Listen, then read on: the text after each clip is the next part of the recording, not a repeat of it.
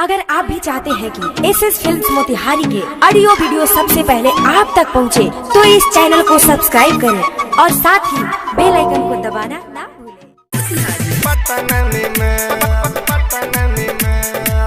Music by Saurabh Aishwarya.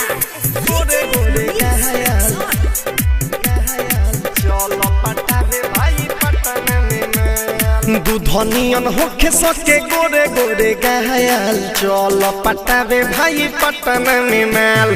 दूधनियन होके सके गोरे गोरे गायल चल पटावे भाई पटन में माल।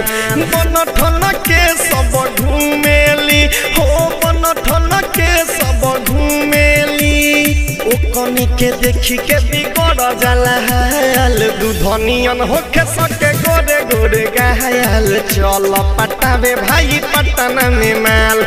दूधनियन होके सके गोरे गोरे गायल चल पटावे भाई पटन में माल। Saurabh digital recording studio Patna. गोरे गोरे गायल चल पटावे भाई पटन में। हाँ देखबे तो देखते रह जाइबे, उठावा के उठलाली रे, मन करी बसिया रोटी साथे बोर के अभी खाली रे, बोर के अभी खाली रे, चल पटावे भाई पटन रे रे।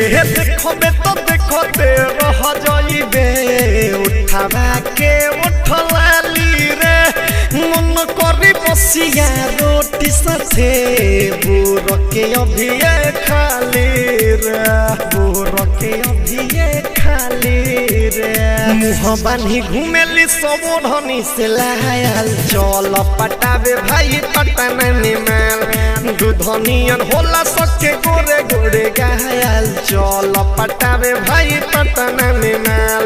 बन ठन के सब घूमेली हो, बन ठन के सब घूमेली, ओकनी के देखी के बिगड़ जाला हाल। दूधनियन होके सके गोरे गोरे गायल चल पटावे भाई पटन में माल। दूधनियन होला सके गोरे गोरे गायल चल पटावे भाई पटन में माल। पटन में माल